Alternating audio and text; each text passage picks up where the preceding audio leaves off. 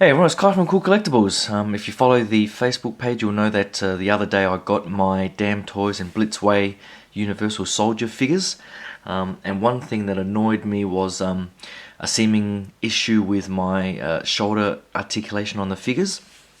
And I thought I could live with it, but as I played more and tried to pose them up, it annoyed me more and more. And so I just gave up and decided to try and undress the figure, and it ended up being a bit of fun. So as you can see, I started with Luc Deveraux here. Now I guess I'll just quickly show you what the issue was with the Andrew Scott figure here. So if you see the articulation on the shoulder joints here are on like little ratchets, and the ratchets are pretty good. They give you a good range of motion up to the sides like this.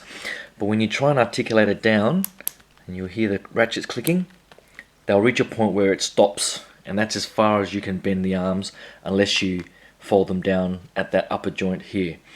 And even then, it's still not very good and folded nicely against the body.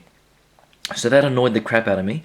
And one thing that I was thinking was whether or not that shoulder joint was rotated the wrong way, and a few other collectors that I spoke to recommended that I double check that as well.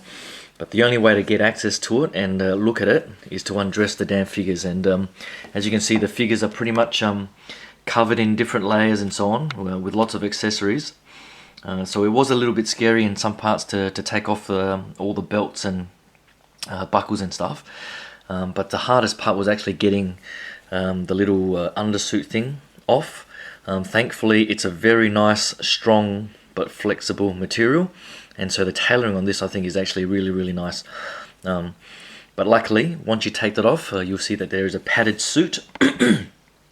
And what you'll see is that the issue is this sort of joint on the shoulders up the top here. So on my Luc Deveraux figure, it was this left arm of his that worked well. So as you can see, you can bend it up like so, and then the ratchet joint, without bending this part here, which is on a ball joint. There's a little ball joint in there, and you can move that up and down like that. But if you were to keep that straight with the shoulder like that, you can still bend that all the way down to the side of the body, which you should be able to do. So that there is the correct way it's supposed to look. Now this arm, when I undressed it, looked like this. And so this joint was rotated around the wrong way. And so what you'll see is, because what I was finding was I could ratchet it up to about that. But when I tried to ratchet it down, just like you see on the Andrew Scott before, it only goes up to about there. And that's because this thing on the ball joint, and you'll see the reverse side of it, you should be able to rotate that all the way around like that to have that.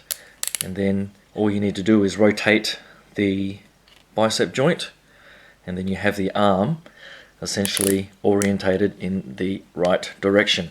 So now, it's got the nice natural range of motion. So the shoulders go up to about there, around to the side, and then you can just fold that down very nicely straight down the side of the body as it should.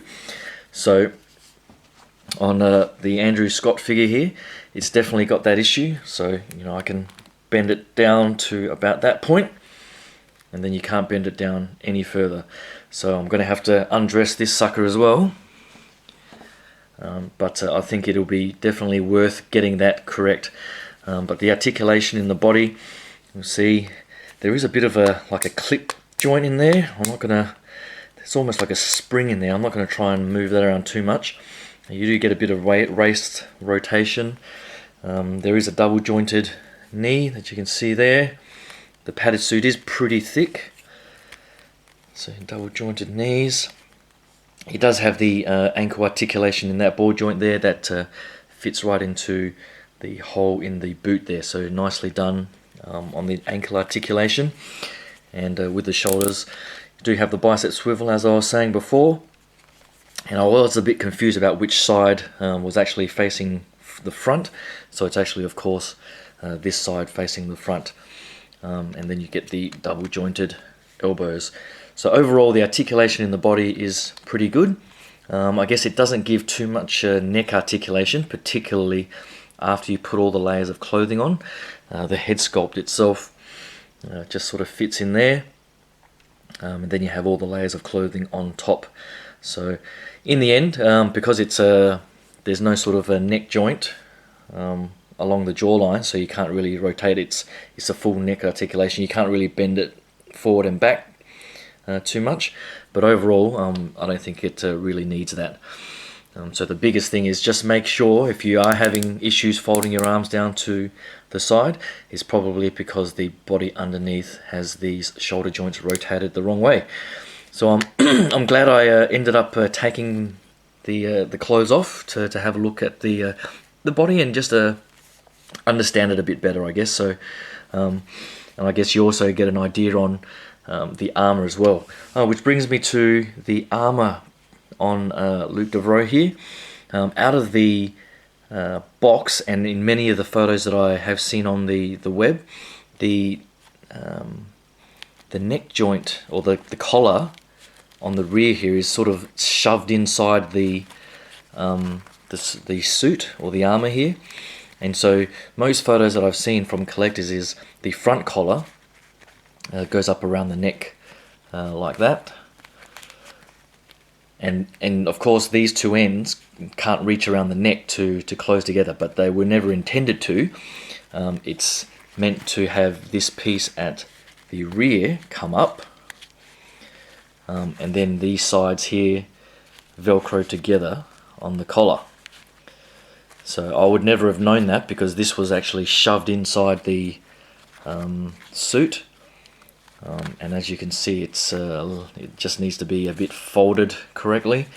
And so once you sort of futz around and make the collar stick properly, you'll have it looking much nicer than it was before. So other than that, the tailoring on these things are really, really nice. I love the little clips here that hold it to the shoulder armor. So the shoulder armor has the little other end of the clip that you clip in there, and all you have to do is get through this elastic through the arm, and while this armor is undone on the sides here, you can just sort of lift it up over the shoulder so you can easily clip this on, because once you have it closed like this, it's very hard to get that clip in there.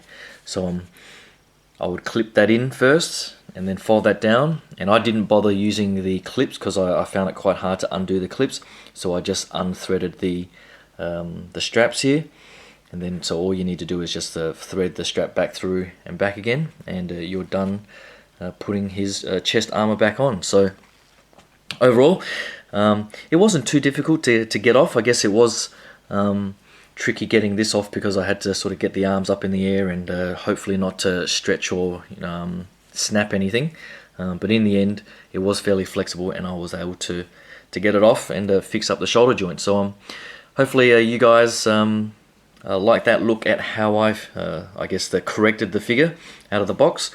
And if you have that issue, hopefully this helps you out in understanding what you might need to do. So I will be posting up 2 proper reviews for the Luc Deveraux and Andrew Scott figures. So hopefully you can click that subscribe button and stay tuned for the couple of proper reviews coming up next. So thanks again, and I'll talk to you guys soon. Cheers.